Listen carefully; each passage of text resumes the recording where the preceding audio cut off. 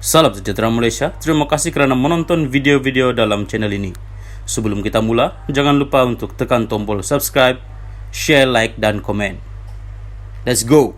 Salam sejahtera dan selamat tengah hari kepada semua pendengar berita panas dan terkini dari Mahkamah.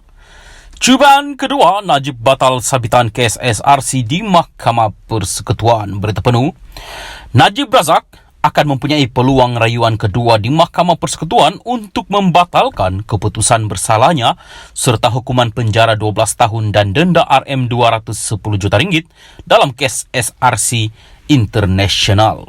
Mahkamah Persekutuan sebelum ini menetapkan hari ini, Khamis, serta Jumaat minggu ini dan 26 Januari untuk mendengar semakan oleh bekas Perdana Menteri dan Menteri Keuangan itu. Bagaimanapun, 10 Januari dilaporkan bahawa Mahkamah Negara paling tinggi itu telah mengosongkan tarikh 21 dan 26 Januari kerana ahli panel mempunyai kes lain untuk dibicarakan pada tarikh tersebut. Najib memohon korum mahkamah tertinggi yang berbeza daripada yang diketuai oleh Ketua Hakim Negara Tengku Maimun Tuan Mat yang pada 23 Ogos tahun lepas menolak rayuannya untuk membatalkan sabitan hukuman penjara dan denda. Kes itu melibatkan 1 pertuduhan salah guna kuasa, 3 pertuduhan pecah amanah jenayah CBT dan 3 pertuduhan pengubahan wang haram membabitkan RM42 juta dana daripada SRC International. Najib ketika ini sedang menjalani di penjara Kajang dan dia juga sedang mengusahakan jalan lain di luar badan kehakiman seperti petisyen untuk pengampunan diraja serta petisyen kepada Pertubuhan Bangsa-Bangsa Bersatu berhubung dakwaan penahanan sewenang-wenangnya.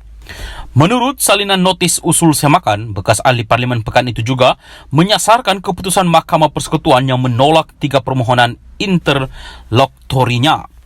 Salah satunya ialah permohonan Najib untuk menarik balik Hakim Perbicaraan Muhammad Nazlan Muhammad Ghazali daripada kes SRC International dan membatalkan keseluruhan perbicaraan. Kedua, ialah usaha Najib untuk menangguhkan pendengaran Mahkamah Persekutuan berhubung rayuannya bagi membenarkan pasukan peguamnya membuat persediaan bagi kes itu. Dan ketiga ialah permohonan untuk menarik balik Tengku Maimun daripada mendengar rayuannya. Selain pembebasan, Najib juga mungkin mendapat perbicaraan semula rayuan kes SRC di hadapan panel hakim yang berbeza jika semakannya dibenarkan. Pengurusi penasihat BN itu masih mempunyai 4 lagi kes mahkamah jenayah yang belum selesai, iaitu kes rasuah RM2.28 bilion 1MDB, kes jenayah pecah amanah syarikat pelaburan petroleum antarabangsa RM6.6 bilion, kes pindaan audit 1MDB dan kes pengubahan wang haram melibatkan RM27 juta daripada SRC. Melalui permohonan semakan sekarang, Najib berhujah bahawa Hakim Nazlan yang telah dinaikkan pangkat dari Mahkamah Tinggi ke Mahkamah Rayuan mempunyai konflik kepentingan apabila mendengar kes SRC International.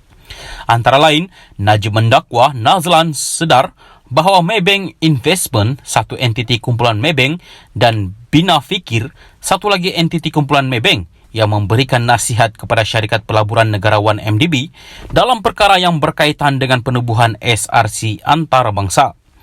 Najib mendakwa konflik kepentingan itu timbul kerana peranan Nazlan sebagai peguam Maybank sebelum ini.